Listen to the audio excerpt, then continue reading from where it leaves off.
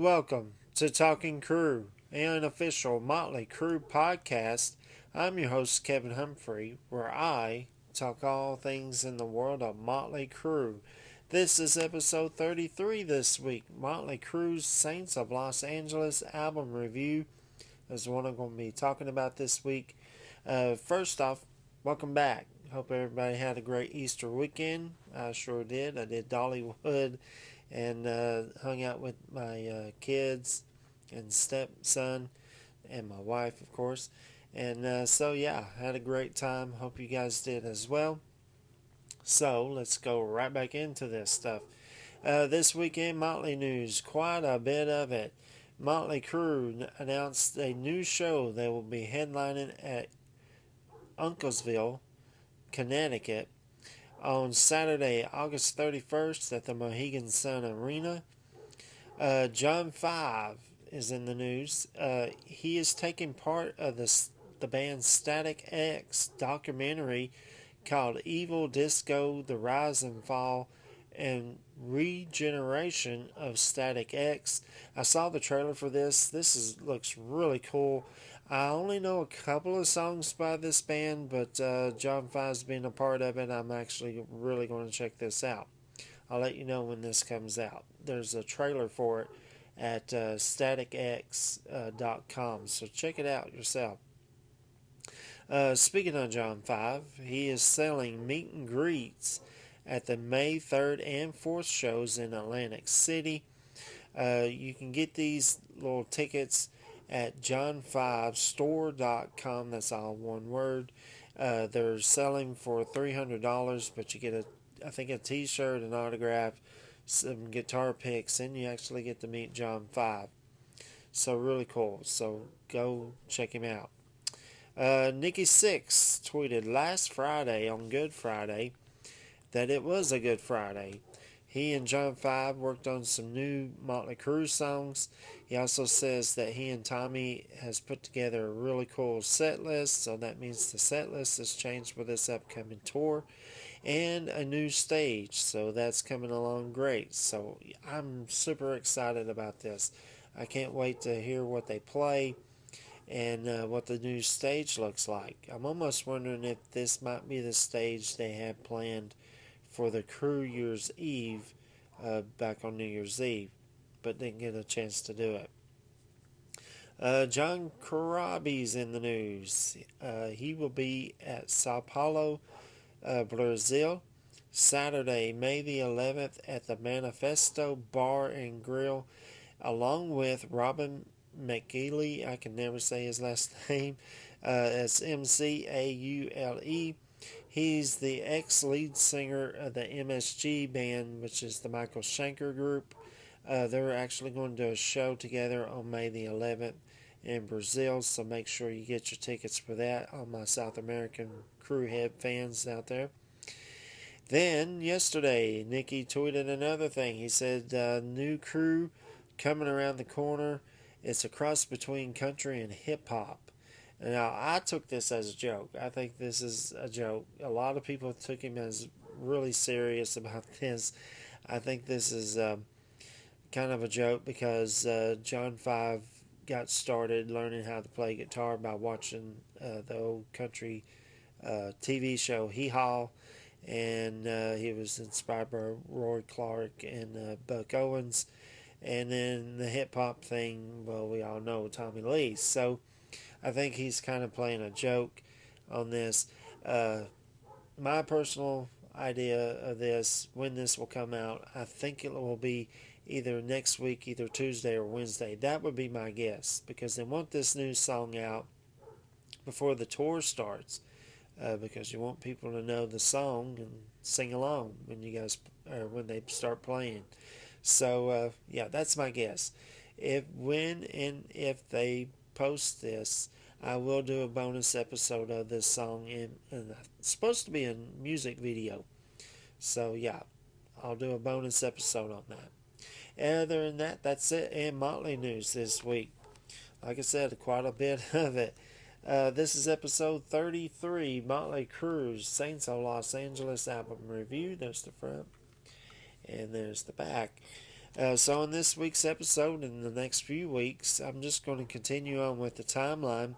And this is what the band did after the Red, White, and Crue / Better Live Than Dead / Carnival of Sins reunion tour. And it's the next studio album. So let's go timeline. During 2006, I mentioned this before in a timeline, Motley Crue was everywhere. They were in high demand. A&E Biography did an episode on them. VH1 did a bunch of I can't say the word. TV specials. There we go. Like the Rise and Rise of Motley Crue. There was the story of Motley Crue. All of that stuff I'm going to do episodes on. Tommy Lee was part of a reality TV show called Rockstar Supernova, which was kind of a supergroup band. They actually did a album. Again, I'll do an episode on that, the TV show and the album, further down the road. And then after the tour ended in 2006, Nicky was quite busy. In 2007, he released a book called The Heroin Diaries. He also teamed up with singer-songwriter James Michael and guitarist DJ Ashba to form a side project band called 6am, and they recorded an album and released an album in 2007 called The Heroin Diaries, the soundtrack. Again, I'll do episodes on both the book and that soundtrack further down the road. Now, after this, and there was also a TV special called Live Through This. See what I'm saying? There was so much stuff going on. It was fantastic. So towards the middle or end of 2007, the band actually starts writing and recording for the new Motley Crue album. Nicky had said that this was basically the soundtrack to the book The Dirt. And it is. It pretty much is. So there's your timeline. So let's go info and facts. The album was recorded at Lightning Bolt Garage in Los Angeles, California. It has 3 producers for the album: James Michael, DJ Ashba, and Nikki Sixx. So you got all 3 members of 6am producing this album. The album was released on June 24, 2008. They released 3 singles off of this album, and all 3 got music videos. Saints of Los Angeles, MNFer of the Year, and White Trash Circus. Now, I'm going to take a pause real fast. I talked about this on the new Tattoo album review. When Hell on High Heels came out, I tried to call, I did call the radio station here, and they wouldn't play it. They were like, well, first off, they said they didn't have it. Then I waited a week, and then they said, well, we're not going to play this. But when Saints of Los Angeles came out, they were playing it, and I was so happy. I was like, finally, new Motley Crue music on my local station. But I knew they weren't going to play MNFer of the Year. There's just no way. But I did call and see if they would play White Trash Circus, and again, I got turned down. Nope, we're not playing that. So, if they played either one of those 2 songs in your local rock radio station, let me know. Write me a comment down below, because they didn't play it here. There's also special guests on this album. James Michael, he does background vocals and he plays keyboards on some of the songs. And he does a lot of co-writing. In fact, he co-writes all the songs on this. Along with DJ Ashba, who co-writes a lot of the songs on this album, and a songwriter named Marty Freckersing. I think I said that right. Frederiksen. He's a songwriter mostly. Again, he co-wrote all the songs on this album, and he did backing vocals. Only wrote down a couple of songs that he's co-wrote besides this Motley Crue album. He co-wrote this awesome Aerosmith song, which I absolutely love, Jaded. And he also did my favorite Buck Cherry song, Sorry. So both of those songs are really great. And speaking of Buck Cherry, uh, Josh Todd, the lead singer of Buck Cherry, Jacoby Shaddix, uh, the lead singer of the band Papa Roach. I love Papa Roach. And Chris Taylor Brown, the lead singer from the band Trapped, do gang vocals on the song Saints of Los Angeles. The album peaked at number 4 on the US 200 chart, and it now there's all kinds of charts out there now on Billboard. It was number 1 on the independent records and number 1 on the hard rock album charts as well. So, but number 4 on the 200 Billboard chart. That's awesome. That is freaking fantastic. That showed everybody Motley Crue and the Crue heads are back and still alive and breathing. Now, how many total copies has this sold? I can't really find an answer. The only answer I did find was that it sold 100,000 copies the first week of its release. I would say gold by now. Who knows? I can't really find an answer. If you know, write me a comment down below. Now, I mentioned some of the special guests, so I'm going to talk about this real fast. There is a ghost player on this album. DJ Ashba plays guitar on this album. Now, when Mick Mars retired, he had quoted as saying he didn't play on the last 3 Motley Crue albums. Well, I talked about it on the Generation Swine album review. That is true. He does not play. I think he plays some of the solos where there is solo parts on those songs. Not a whole lot. But I do agree, because I told you in the Generation Swine album review, Scott Humphrey did not like his guitar playing. He said he sounded like dinosaur rock. He also said he didn't play on New Tattoo. Now, that is a lie. There's video footage on the Lou Cruden Tattoo DVD of him in the studio recording to show him playing the part of the song She Needs Rock and Roll. Plus, he has 5, maybe 6 songs he co-writes on. So now he's redacted that a couple of weeks ago. He says, oh yeah, I played on New Tattoo. Duh. Now, he also says he doesn't play on this album. Now, I think I did do some digging. I found a quote from Nikki who said that Mick doesn't play on all this album. So what I think is going on is DJ plays the rhythm parts of the songs. And I think Mick plays the leads. Because he also says in that quote that I found, Nikki said that Mick couldn't remember how to play any of these songs. So that's why I think DJ plays the rhythm, Mick does the lead. But there you go. Enough about that. So there's your info and facts. So now let's do the fun stuff. Let's go track by track on Motley Crue's Saints of Los Angeles album review. I love that back cover. That is such a cool picture of the band. Alright, so here we go. Track number 1 is LAMF. That stands for Los Angeles MNFer. It starts with this guitar sound, and as Vince starts talking, it's really cool.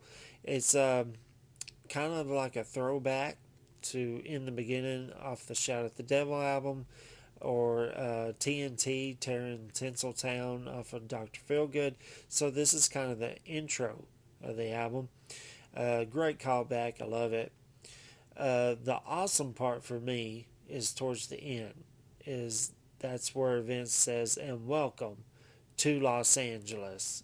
And that bleeds into track number 2. And track number 2 is Face Down in the Dirt. And this one, like I said, bleeds right into it. It has this very eerie sound as Vince starts repeating this word over and over. It's a dirty job, but somebody's got to do it. And as he keeps saying it over and over, the song starts to build up, and then it just blasts off. Awesome guitar riff. Vince singing is amazing. Lyrics are awesome, catchy chorus, great guitar solo. Then there's this like breakdown with Tommy and Nikki as Vince sings, and then it comes right back up. Absolutely awesome. It's so good. Face down in the dirt. It's a roller coaster song. I love it. Then we get to track number 3, and that is What's It Gonna Take? Starts off with this great guitar lick, then comes in the rest of the band. Great groove in it. Lyrics are great. Talking about upcoming Crue, like them starting out. What's it going to take to make it big? Catchy chorus. The guitar solo is short and sweet, but really good. It's a really great song. I like this one a lot. Uh, and then we go to track number 4, and that is Down at the Whiskey. Starts off with some guitar distortion. Now, this part I do think is Mick on this part. Tommy kind of comes in, which is awesome drumming. Great guitar riff. Lyrics are really cool. The chorus is great. It's a really good song. It's just kind of there. I can't, even after all these years later, this is kind of one of those songs that I never really got. I mean, I get it that it's nostalgia. They're talking about the Whiskey Go-Go. But, yeah, so we'll go on. Track number 5 is Saints of Los Angeles. This one starts off with Nicky strumming on his bass. This one actually has an intro by itself. And as Nicky's kind of strumming, Vince starts saying the Lord's Prayer. And then it kicks right in. Vince sounds amazing on this. Fantastic by the band performance. The lyrics are amazing. Catchy chorus. Amazing guitar solo. This song just plain old rocks. It's so freaking good. Saints of Los Angeles. And it's been in the Motley Crue set list since this album came out, which is awesome. And that shows you how great this song is. Also, in the music video, Josh Todd, Jacoby Shaddek, Papa Roach, Chris Taylor Brown, and James Michael all appear in this music video. This is the song where they all do the gang vocals on, which sounds amazing because it's already high, and then there's like this little breakdown, and then it goes even higher. It's awesome. Song number 6 is MNFer of the Year. Starts off with this very cool guitar effect as it builds up. Just rocks for a bit, and then it kind of slows down as Vince starts to sing. Fantastic groove, I love it. Lyrics are incredible, catchy chorus, great guitar solo. It's fantastic. It's so freaking good. I love it. MNF of the Year. Sorry, there's my notes. Song number 7 is The Animal in Me. Starts off with Tommy on drums, like a count in 1, 2, and then it kind of goes in. It's a little slow. This is the ballad of the album. Tommy's drumming is amazing on this. It's just so freaking good. Vince singing is fantastic. The lyrics are incredible. Catchy chorus. This song is absolutely amazing. Fantastic guitar solo. Then there's this part where it slows down, where it's just Tommy hitting almost a snare, and as he's hitting it, Vince is singing over the top. It sounds absolutely incredible. As it comes back in, it's fantastic. I love this song. It's so freaking good. Why did this not get released as a single? That's my first thought when this album came out, because I bought this album when it first came out. Go figure. But yeah, I bought it when it first came out, and when I heard this song, I was like, man, this is going to be a hit song. But they didn't release it as a single. I don't know why. I'd love to talk to Alan Kovac and find out why. Alright, so next we're going to track number 8, and that is Welcome to the Machine.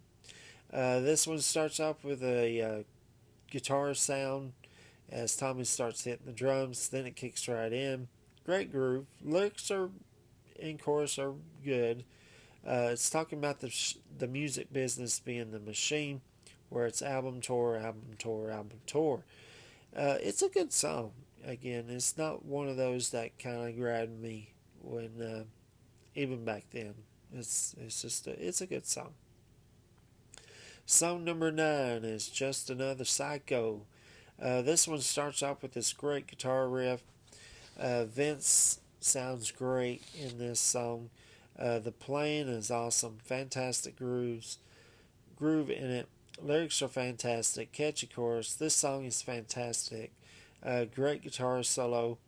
There's a breakdown where it's just Vince singing, and then it comes right back up. It's almost like Vince is singing to himself, like he's two different people, like a psycho. So it's got this great vocal effect in it. You definitely have to check it out if you've never heard this. It's so good, I promise. Then we get to track number 10, Chicks Equal Trouble. Starts off with this fantastic guitar riff, then it kicks right in. Fantastic rocking song. Lyrics are great. Catchy chorus. Just a fun FUN rock and roll song. There's a breakdown with Vince and Tommy. That's really cool.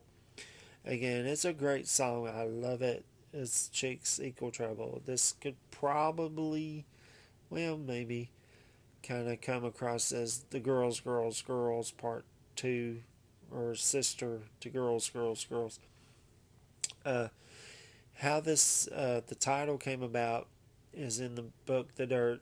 I mentioned this before on the Dr. Feelgood album review, where Nikki and Tommy and Vince found out Mick is dating Amy, Nasty Habit singer Amy Cannon.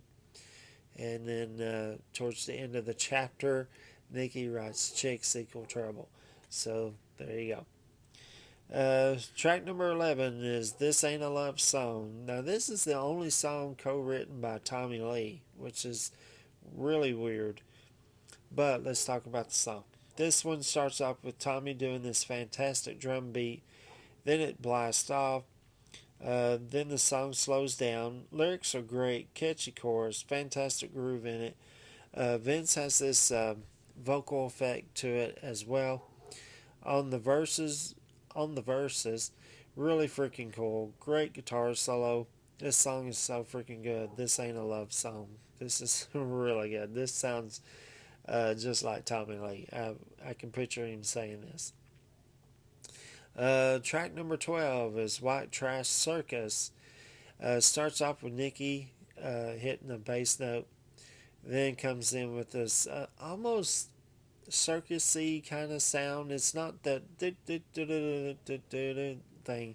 It's just you have to hear it. It's really hard to describe, but the guitar sound kind of sounds like a eerie kind of a circus, which is really cool.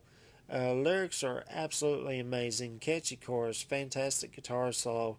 Absolutely love this song. It's so freaking good. It's so freaking good, especially the video. I went back after listening to this album to watch those 3 music videos because I haven't seen those music videos in a while.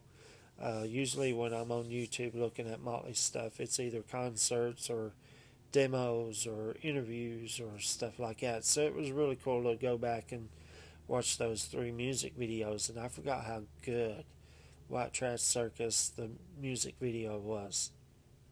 If you hadn't seen it, go check it out.